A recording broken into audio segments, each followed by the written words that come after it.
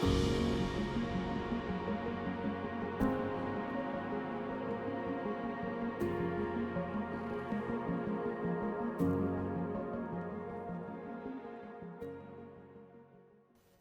everyone. I'm Deacon Pedro, and welcome back to our continued series during this time of pandemic, Faith in a Time of Crisis. Today, we thought we'd do something a little different. Pope Francis proposed that we celebrate this week, May 16th to the 23rd, as Laudato Si week. And so we thought we would do that by looking at some lessons of our faith as expressed in the Encyclical Laudato Si that we are learning or living through during this crisis. And who better to help us with that than Sister Damien Marie Savino. Some of you will recognize her from our Creation series. Sister Damien is the Dean of Science and Sustainability and Associate Professor of Engineering at Aquinas College in Michigan, and she's also a Franciscan Sister of the Eucharist. And it's so good to have you with us today, Sister Damien. Thank you, Deacon Pedro. It's so nice to be back with you again. So for people that maybe are not familiar with the encyclical, can you tell us a little bit about Laudato Si? What is Laudato Si? Well, as you said, it's an encyclical, which is a weighty document coming from the Pope, the first full encyclical that we have on environmental issues.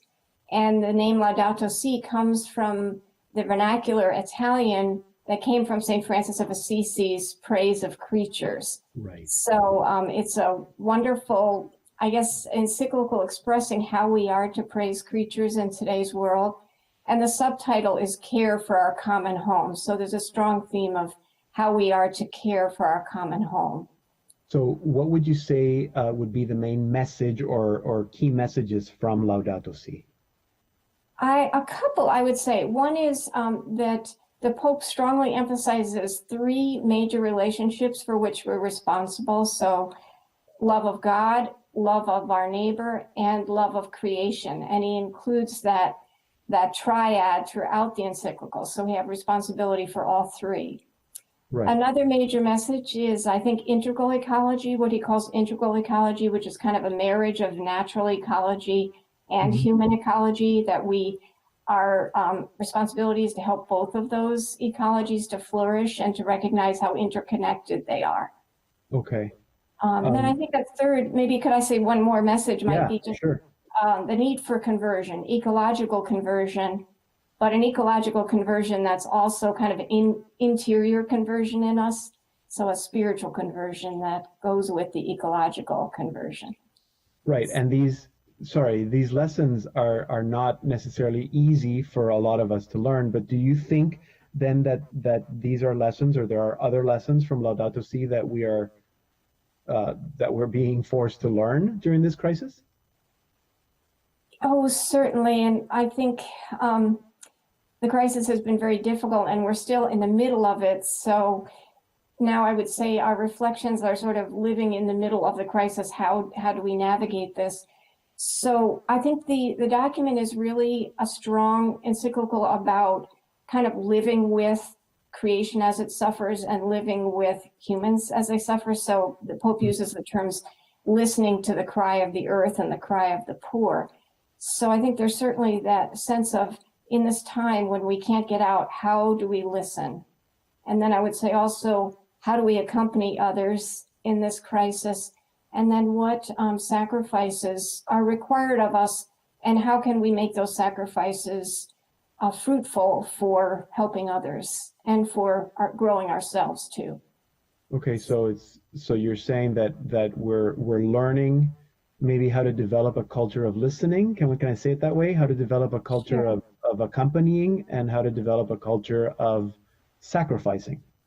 Yes, and I think it's another way maybe of looking at Laudato Si in the midst of this crisis, a way in which it might help us to navigate as we try to struggle with the difficulties of it. And I think creating a culture of care requires the listening, the accompanying, and the sacrificing. Yeah. Let's look at listening a little deeper. What do you mean by listening? I think we understand maybe listening to each other. How else can we listen? What are we learning about listening? Well, Listening, so if we think of our three major relationships with God, with others, and with creation, how well are we listening in each of those relationships? We could start with that. So how well are we listening to God? And perhaps before this, pre-COVID times, we were so busy that it was hard to get the time to listen. And now a lot of those distractions have been stripped away. Can we then recapture maybe better ears to hear what God is calling in our lives and how God is calling us to care for others or care for creation?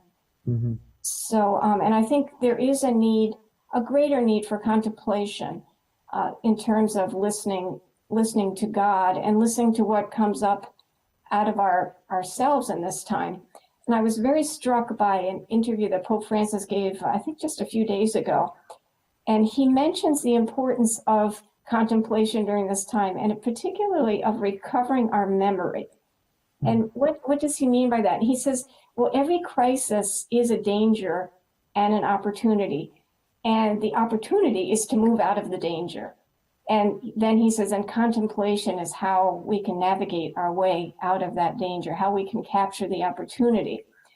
So I think that we need to remember and not forget after the crisis is over. So in the new normal, remember the messages and what we've learned during this time. Remember how beautiful it is perhaps to have more time for others, or to be able to go out and take walks and reconnect with creation, because he does lament in this interview that we're disconnected from creation, and this could be a time to reconnect with creation. Right. And Yeah. so No, go ahead. I think then and then he mentions that we might, if we're able to reconnect with creation and really listen, and it's the springtime, so everything is coming alive again. And normally we might just drive by it and not notice it. But if we can begin to reconnect, we might then also realize, gee, I've been mistreating it, or I really love this particular area and I really need to do something to care for it better, or to care for my yard better, or to garden better. Yeah. So I think that contemplation, and also, when we contemplate, we can see God's footprints in creation. And that's something that maybe we just don't take time for when we're so busy with everything.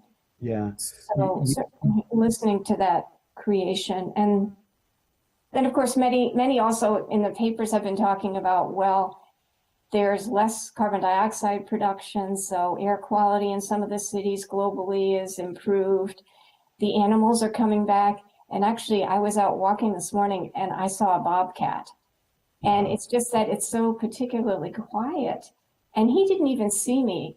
And so I just got to watch him for a while. I've never seen that kind of, and the turkeys the other day came right up to our front. They never come so close to our home. Usually there are more cars around and more people visiting. Right. So I think just having some of those experiences really help us to listen to that message of love that's in nature. So we're listening, you said we're listening to each other more, we're listening to the poor, we're listening to the sick, to the elderly, maybe a little better. We're listening to creation, to the earth. We're listening to God. And I think contemplation also kind of implies that we're listening to ourselves, what's written in our hearts as well. I thought, Sister, that maybe to understand listening a little better, we could play a clip from one of our episodes of creation. This is from episode number 5, The Grammar of Creation. Far be it for me to say what God intended. But my deep sense is, if the way to know is by the fruits of things, and the fruits of this way of being in the world that is living in relationship with the earth are profound. They're life-giving. The fruits of living a way of life that dominates the earth and transgresses against the earth, you see the fruits of that. You see the greed, you see the poverty, you see the displacement of people. And so I think by the fruits, you know the goodness of what the work is. each piece of creation, from the tiniest microorganism to all kinds of animals, plants, insects, they all have a particular purpose in this book of creation. And I think it's important to recognize that intrinsic goodness of each species, that there is that purpose for every species. And I guess as humans, we're the only organism on this planet that can recognize the purpose and articulate it. But it's very important that we remember that and respect. It's hard. It's hard when you have an animal that's going down, and you have a horse that could be sent to have surgery and be saved. I could do that. It would be $3,000 or whatever. How do you make that decision? I have profound respect for that horse's life. I have profound respect for the medicine that can save that horse's life. And I have profound respect for the fact that animals die. And I have to surrender to that. But you can only do these things if you create the space to listen deeply. And that's the hardest part, because you get so busy living your life, it's hard to create the space to listen quietly and pay attention. And real respect takes that. It takes more listening than talking. So that was Elizabeth Stocking from Willow Wind Farm. That was a clip from episode 5 of Creation, the series. The Grammar of Creation is the title of that episode. Can you explain, sister, the connection between listening and respect? Because we talk about respecting creation. Yes, and the need for respecting creation as well as respecting others. So I think respect comes from the Latin respectare, so to re-inspect or re-look at. So at the heart of respecting creation or respecting another person is listening to them, getting to know them, taking the time. And if we don't first listen to who they are and what they're trying to say to us, I mean, don't they say most broken relationships come from a lack of listening? Everybody's trying to get their own word in without listening to what the word is, what the other is trying to speak, or even listening to body language, listening right now to what's happening in nature as the buds are swelling and the orchards are blossoming and the dogwoods are coming out. It's so I think that kind of attentiveness and listening very carefully to what that piece of creation is saying or what the person is saying and what the needs are of that person. Right. And I think one thing the COVID situation has done, which is really quite beautiful, is increase our capacity to listen to the needs of others. So maybe we need to listen to creation, but also to others. So the cry of the poor, so many people are reaching out to others that they would normally not think of. All these groups that are preparing food baskets for pantries or dropping them off on the doorstep of an elderly neighbor, or purchasing food from a restaurant from whose owner they know, and they're trying to help that owner to stay in business. There's small things, but they're showing that people are really have their ears and their eyes and all their senses attuned to the needs of the other. Yeah. And so I think that's really a wonderful experience that we're having at this time that we don't want to forget, that we want to really burn in our memories. Yeah, I think yeah, I think you're right that we're not just, I hate to say that we're not being forced to listen. I think we're learning to listen, and we're actually doing a pretty good job. We are listening better. And it makes me think about the second lesson, because that listening, I think, is leading directly to accompanying, which was the second lesson that you talked about. What's the connection between listening and accompanying? Well, I think as humans, in our best humanity, we want to be empathetic. We want to be with others.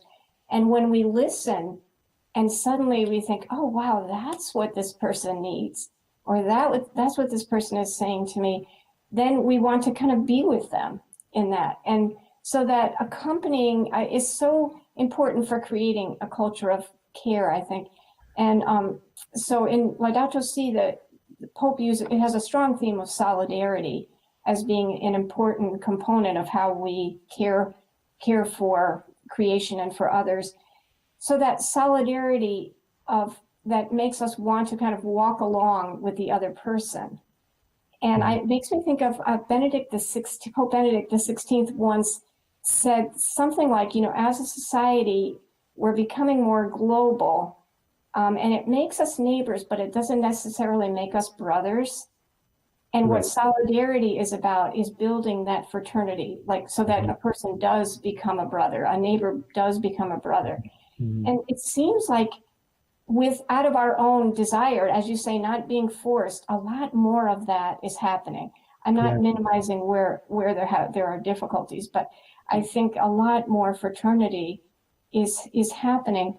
And we might be realizing, even simply, if the document talks so much about reducing consumption and not treating others and as throwaway in our culture, we're doing that just by our nature right now and trying to care for others or accompany others, because I don't need to go out to a mall and go shopping.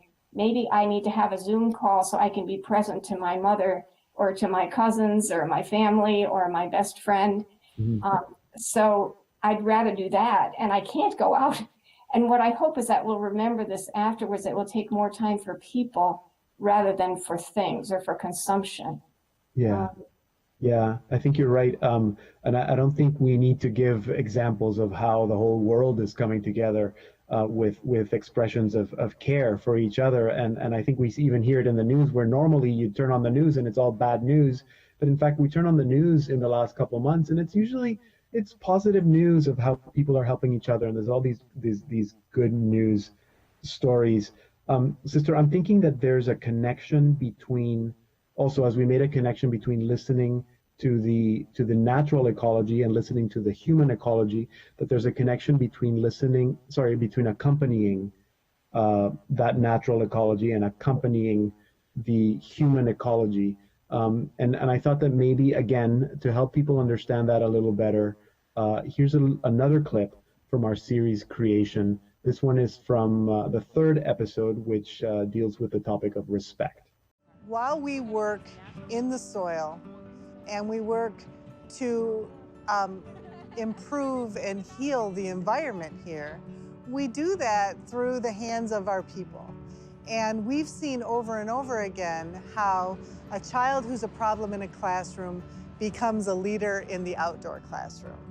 How the restorative effects of working in the soil help heal the experience of a returning citizen. And some of those folks are people returning from prison. And what we find is that the act of doing this work itself has a therapeutic value that goes far beyond anything that they experienced while they were incarcerated. So we're helping to heal the environment, but at the same time, it is helping to heal us as a people and help heal us as a society.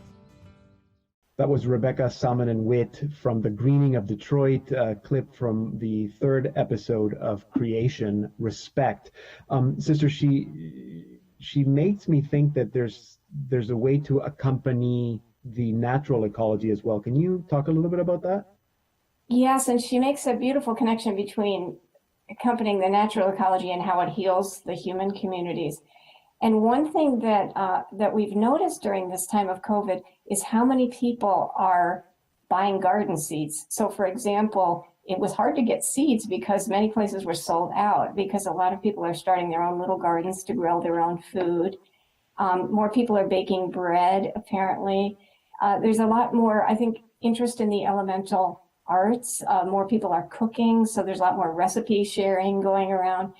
And all of those, teaching also that sort of intergenerational solidarity of teaching your children how to do these sort of elemental tasks that relate to nature, to growing things in the garden and then harvesting in the garden and then cooking it. So I think that's one way of accompanying nature. Yeah. And then taking your children outside for walks and hikes. There's a lot more of that happening. Yeah. And how nature maybe accompanies us as well. Is there a spiritual connection?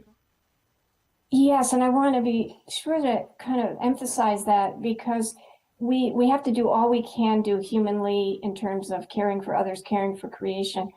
but we also need to keep God in the picture. How much are we letting God, how much are we letting Christ accompany us during this time? And it's very striking in the readings for Mass that this is the time where during Easter and the days after Easter, where Christ is walking with the disciples on the road, and he's listening to them and asking them questions. And then he walks with them, accompanies them on the road. And then they often end up eating together after that. And eating is another way, I think, of accompanying, which we're doing a lot more of now, too. People are eating together perforce, but discovering the benefits of that. But so I think we have to also remember, let's let Christ accompany us on the journey. And then he will speak to us in our times of contemplation. He will speak to us and show us how we are to care for others, or what we might need to change in ourselves so that we can better care for others or care for creation. Yeah. The third lesson that you mentioned had to do with sacrifice. That might be a little more difficult for people, although I think that we're doing it instinctively. What are we learning about sacrificing? Yes, well, the encyclical talks about less is more. So definitely, I think we're learning that message now, and I really hope we can remember some of it, the benefits of the less. And, there's a long tradition in the Catholic or the spiritual tradition of fasting even, and we're being forced to fast in many ways right now. We're being forced to fast from Mass and fast from going out on Friday nights or going to restaurants whenever we want and that sort of thing. Yeah. But I think realizing that mystery of fasting or of sacrificing, that the other side of the sacrifice is the gift or a deepening of love that can come out of that sacrifice. Mm-hmm. And so I think that mystery of sacrifice, and Pope Francis has used the term contagion of hope. Can we make this into a contagion of hope? So we recognize the tremendous suffering of this contagion, this biological contagion, and we want to accompany others in that. And then can we somehow, by our own sacrifices, by our own reaching out, our own increasing love, become a contagion of hope for those who are suffering so intently? And it could be those who are suffering physically. It could be those who are suffering because they have no work right now. They're very concerned about jobs. Suffering from broken relationships that has intensified during this time. So by our sacrifice and our accompanying, we hope that we maybe can help alleviate that suffering, that we can bring hope to others. And if you think about it, in Laudato Si, one of my favorite parts of it is in the last chapter where he's talking about ecological conversion. And he talks about, if you do some small thing out of love for creation, like turning the lights down or using a little bit less electricity, if you do that, even though it's small, but it's out of love, that is a beautiful act, and that's an act of integral ecology, that's a conversion. So when you think about this idea of a contagion, it's spread in the negative way so quickly from one person who's started this, that poor person, now all over the world. But on the positive side, one person with a hopeful gesture or a small sacrifice, a loving gesture that comes out of that sacrifice, could a contagion start? And a million sacrifices, now we get something really happening. Yeah, for sure. You just mentioned integral ecology, and you've mentioned it before, and integral ecology is a concept that is introduced to us in Laudato Si by Pope Francis. And again, maybe for people to understand the concept a little better, here's another clip, a third clip from our creation series. This one is from episode number 6, which is titled Integral Ecology. So respecting these 3 levels of the relationship is the basis ultimately of integral ecology. And therefore, it just means that the relationship between us, one and another, is a reflection of the relationship also between us and God and between us and the earth. When we abuse one, it rebounds on the other. We cannot abuse the relationship with God for long without feeling its impact between relationship, between 2 people or even the earth. God didn't just create stuff. He created a garden in which man and woman are created to be fruitful and multiply, to share with one another. We see violence and conflict from Genesis, from the very beginning. So we have this notion of integral ecology already in the earliest accounts of what God created. Pope Francis is taking the creation spirituality from the wisdom literature, from the Christian tradition, and bringing it together with the social justice tradition of the church. Integral ecology looks at our common home, the earth, not just as matter, not just as some kind of detached nature, but as a place where we build buildings, where we go to the peripheries and work in shanty towns and try to include those in the peripheries back into the life of the big metropolitan areas. So the integral ecology is a new way of looking not just at nature, but at city life, at human relationships, and ultimately at economic, social, and political structures, all on the basis of initial conversion to a new view of reality. That was both Cardinal Peter Turkson, he's the prefect for the Dicastery for the Promotion of Integral Human Development, and Professor Peter Casarella, a theology professor at the University of Notre Dame. And that was a clip from our 6th episode of Creation, an episode titled Integral Ecology. Sister, conversion, I think that maybe that's the word that I'm taking from this whole conversation. That we're learning something that means that we're converting. Can you maybe give us some final thoughts about the idea of ecological conversion?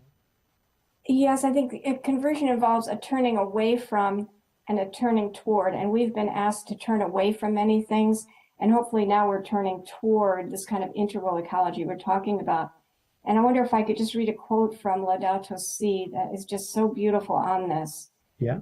And he's talking about ecological conversion, calls for a number of attitudes which together foster a spirit of generous care, full of tenderness. And that's what we need for others right now, that tenderness. First, it entails gratitude and gratuitousness, a recognition that the world is God's loving gift, and that we are called quietly to imitate his generosity and self-sacrifice and good works. And that's what we really need to do right now. And then he quotes Matthew, "Do not let your left hand know what your right hand is doing, and your Father who sees in secret will reward you." It also entails a loving awareness that we are not disconnected from the rest of creatures, but joined in a splendid universal communion. And we know now how interconnected we are. That's certainly a message from COVID. As believers, we do not look at the world from without, but from within, conscious of the bonds with which the Father has linked us to all beings. By developing our individual God-given capacities, an ecological conversion can inspire us to greater creativity and enthusiasm in resolving the world's problems and in offering ourselves to God as a living sacrifice, holy and acceptable. And that's what we need right now, the creativity, the sacrifice, and the enthusiasm to care for others in this way, to care for creation in this way. And it all came from God in the first place. Mm-hmm. Good, thank you. That's a good place to end, I think, leaving Pope Francis with the final word. Thank you for joining us today and helping us convert a little bit with these lessons that we've been learning throughout the last 2 months. Thank you, Deacon Pedro. It's always so good to be with you. So good to be with you, Sister Damien Marie Savino. She's the Dean of Science and Sustainability at Aquinas College in Michigan. That's all for today. Thank you for being with us. Remember to continue visiting our website, saltandlighttv.org, for more videos and articles during this time of pandemic. And more importantly, remember to continue finding the faith during this time of crisis.